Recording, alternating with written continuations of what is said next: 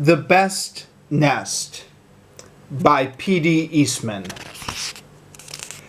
Mr. Bird was happy. He was so happy he had to sing. This was Mr. Bird's song. I love my house, I love my nest. In all the world, my nest is best. Then Mrs. Bird came out of the house. It's not the best nest, she said. I'm tired of this old place, said Mrs. Bird. I hate it. Let's look for a new place right now. So they left the old place to look for a new one.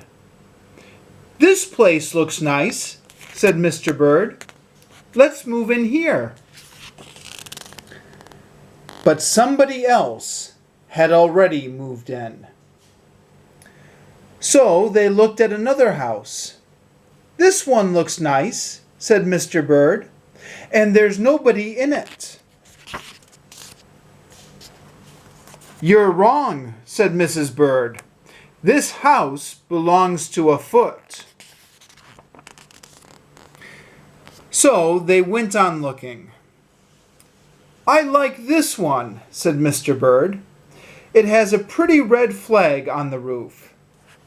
I've always wanted a house with a flag, said Mrs. Bird. Maybe this place will be all right. But it was not all right. I guess I made a mistake, said Mr. Bird. You make too many mistakes, said Mrs. Bird. I'm going to pick the next house. And here it is, right here. They flew in. They looked around. Isn't it too big? Asked Mr. Bird. I like this big place, said Mrs. Bird. This is the place to build our new nest. They went right to work. They needed many things to build their nest. First, they got some hay. They got some soda straws and broom straws. They got some sweater string. They got some stocking string and mattress stuffing. They got some horsehair. They got some man hair. Soon they had all the hay, all the straw, all the string, all the stuffing, all the horsehair, and all the man hair they could carry. They took it all back to build their nest. Mr. and Mrs. Bird worked very hard. It took them the rest of the morning to finish their nest. This nest is really the best, said Mrs. Bird. I want to stay here forever.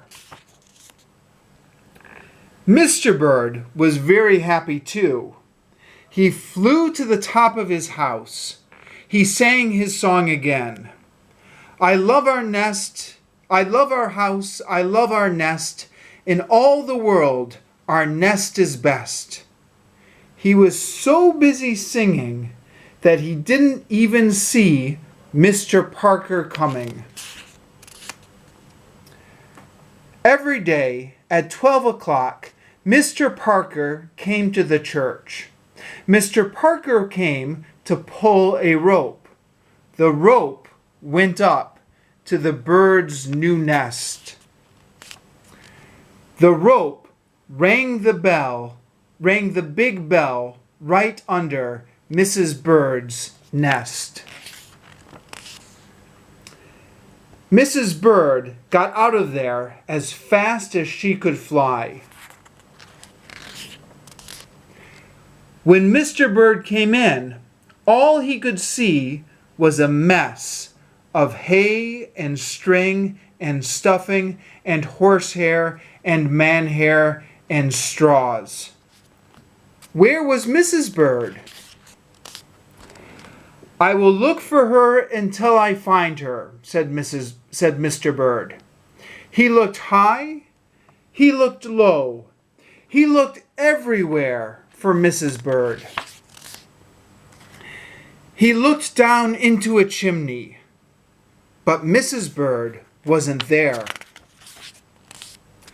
He looked down into a water barrel, but Mrs. Bird wasn't there. Then he saw a big, fat cat. There was a big, fat smile on the fat cat's face. There were some pretty brown feathers near the fat cat's mouth. Mr. Bird began to cry. "Oh dear," he cried. "This big, fat cat has eaten Mrs. Bird." Mr. Bird flew off. "I'll never see Mrs. Bird again," he cried. It was getting dark. It began to rain. It rained harder and harder. Mr. Bird could not see where he was going. Crash! Mr. Bird bumped into something. It was his old house. That old house that Mrs. Bird hated.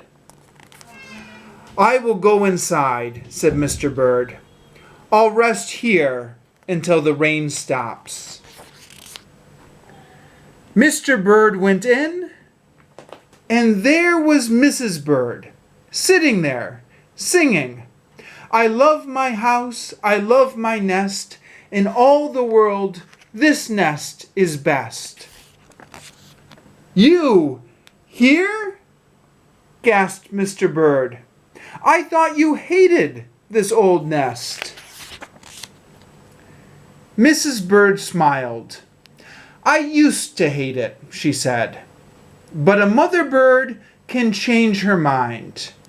You see, there's no nest like an old nest for a brand new bird." And when the egg popped open, the new bird thought so too. The end.